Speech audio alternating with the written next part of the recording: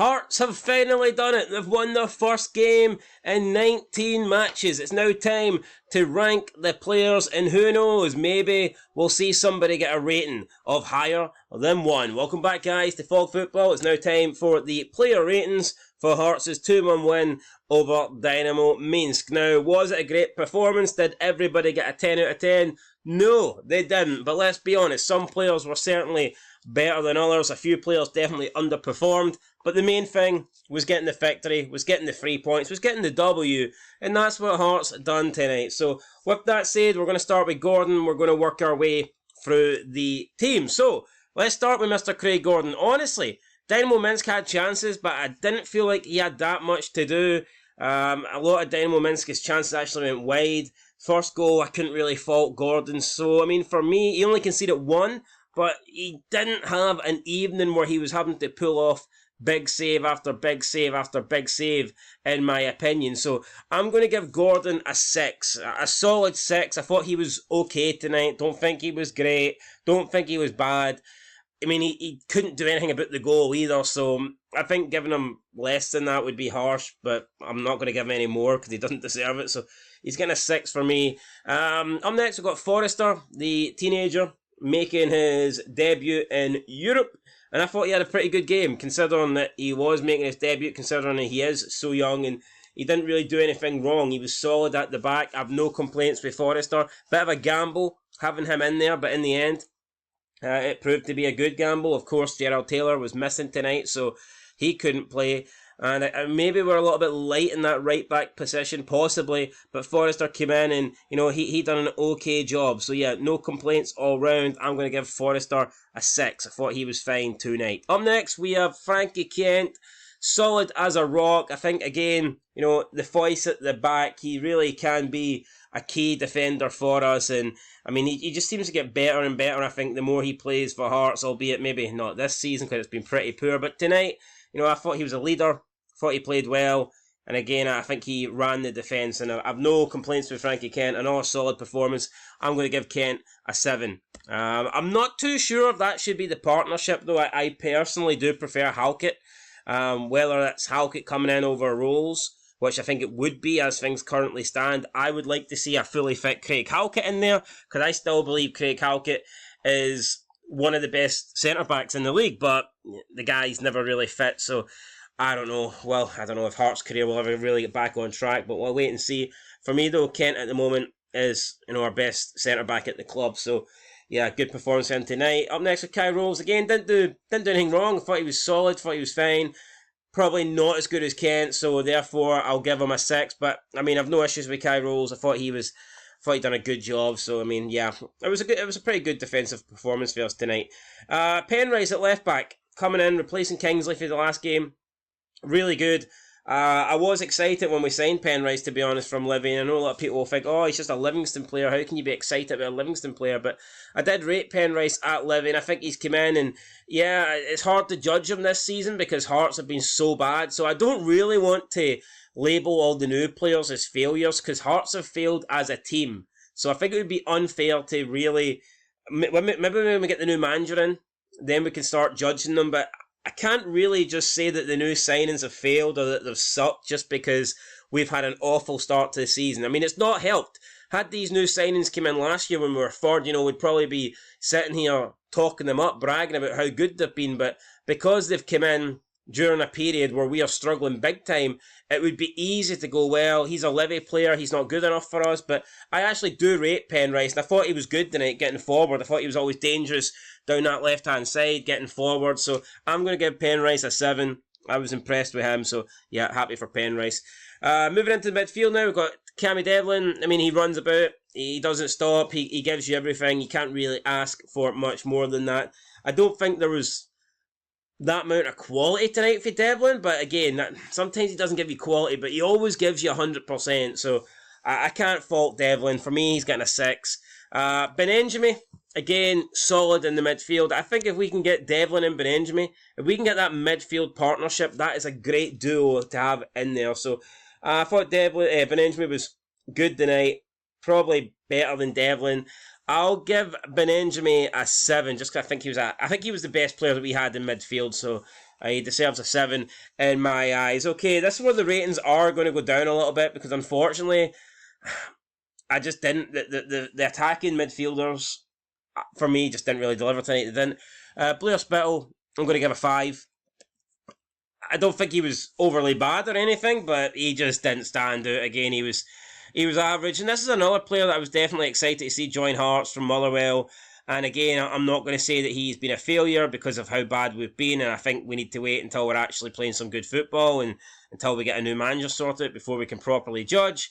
But yeah, for me, Spittle just didn't really deliver tonight. So he's only going to get a 5. It might seem a little bit harsh, but I don't think he was that good. Up next, I've got Alan Forrest. He's had some good games for Hearts tonight. Certainly wasn't one of them. I thought our wide players were really poor. Didn't offer us much at all. And, I mean, every time they got the ball, I mean, there was just... He did have that cross that led to a corner, but, I mean, so what? He put a cross into the box that won us a corner. I can't say that's great. It's not. It's not. Forrest, I'm going to give a 4. I'm going to give a 4. Thought he was pretty damn poor.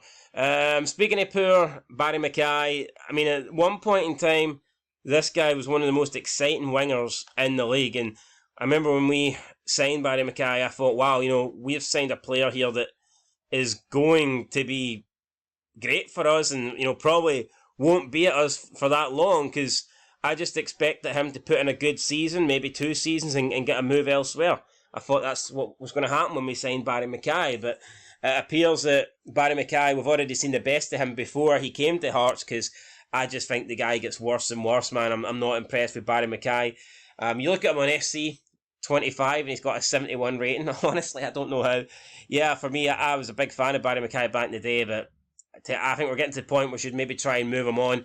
I just don't think he's really the quality that we need anymore. So, yeah, Barry Mackay, I'm giving a 4. Very wasteful. Gave the ball away a lot. Just didn't do anything. Again, he used to be one of those players that you would look at and you would think, right, he's got the quality, he's got the cutting edge, he's the guy that can create a chance, he's the guy that can use his pace to beat players and maybe score you a goal or whatnot. But, I mean, honestly, man, Barry Mackay, I'm kind of looking at him these days and thinking he's a bit of a waste of a shirt. And I don't want that to sound mean, but I don't think he's the player that he used to be. And it happens. Some players do, some players hit their prime really early and then just lose it for whatever reason. So I'm giving Mackay a 4. Up next, got Lawrence Shankland. He did create some chances. He wasn't really clinical. He had one shot that was saved from the keeper. It was a pretty good shot. Could have scored, but again, it wasn't right in the corner.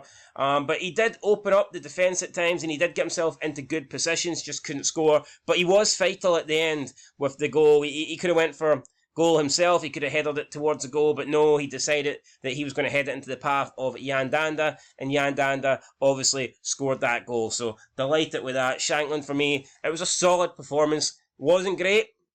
I wasn't the Shankland I was hoping would turn up. Oh, you're hoping Shankland turns up and scores a bunch of goals. Obviously that didn't happen. But for me, we are going to give Shankland a 6. I thought he was okay. He was decent. Led the line. Ideally, I would have preferred him to score one of his chances, but he didn't, so I'll give him a 6. Right, moving in to the rest of the players then. The substitutes, we've got Kenneth Vargas. I mean, he came on, he tried, used his pace. I don't think he really did that much, though. I mean, to be honest, I'm going to give Vargas I'll give him a 5. Average. Pretty much that's it. George Grant, pretty crucial to the goal, because if he gave up, if he didn't chase that ball, it would have went out, and then he wouldn't have been able to deliver the cross to Shankland, and Shankland wouldn't have been able to do the cushion header to Danda, and then we wouldn't have won. So definitely appreciate Grant being on the pitch. I'll give him a 5 though. I mean, I don't think he was great, but he contributed towards the end. That's what matters. Alright, Yan Danda didn't get much time, but here, right place, right time, got the winner. So that obviously has to be factored in. I'm going to give Yan Danda a 6. I mean, right place, right time. And I thought when he did get on, he didn't get long onto the pitch, but I mean, he has some good footwork, Danda. You got to admit that. And I mean, he's a good passer of the ball, and he does have vision. And yeah, no, he's a solid player. So no doubt about it. Yan Danda, I'm going to give him a 6. Moving on to Tate. I don't think he played enough, to be fair, so I can't really sit here and, I can't really give him a rating. I'm going to not give him a rating because he didn't get enough time. in my eyes. So, or I could just give him a 5. You know what, let's not leave him out. I feel bad leaving him out, we'll give him a 5. And then we move on to Liam Fox, as it's just went 4-1 to Leon. And Tavernier at the back post, what the heck are you doing? Anyway, let's move on to Liam Fox, the current caretaker manager. Look, he went away from home, behind closed doors. Dinamo Minsk are no world beaters, we know that. They're not a great team, in my opinion. If you look at the fixtures Hearts have got, I'd say this is one of the winnable games. So I was looking for at least a draw tonight. I think we had to get at least a point.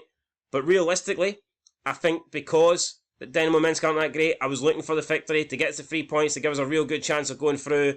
And in the end, we got those 3 points. And I've got to, obviously credit Liam Fox for that, because he is the current manager at the moment. He set the team out. Again, don't think it was a great performance, I really don't. But we got the win. And not sometimes, all the times, especially in Europe, you will take the result over a good performance. So I'm going to give Liam Fox a 6. It's not easy to come away here and get the victory, but we did. And he made the changes, and Jan Dander was the man that got the goal. So, I mean, he done something right in my eyes. So that's it, guys. There's the player ratings for Dinamo Minsk versus Hearts. That might look a bit harsh. You might be thinking, why is there not, higher ratings in there? Because I honestly don't think we were that great. But at times, I thought we were solid enough. We only conceded 1 goal, and we got the 2 goals to win it. So, yeah, I mean, it was a decent performance, but it wasn't great. We didn't blow Minsk away. And ideally, I would have liked to have won a bit more comfortable, but hey, last minute winner, I'll take it, because honestly, it's been a while since we won, and I'm beginning to forget what a win feels like. But it feels good. I can tell you that, guys. It feels good. So, big win for Hearts. That's your player ratings. Let me know down below who your man of the match was. Let me know in the comments, who do you think was the Hearts man of the match? And I will catch you guys in the next one. Been Fog Football, aka Son of Scotland 90 here. Catch you in the next one. Peace.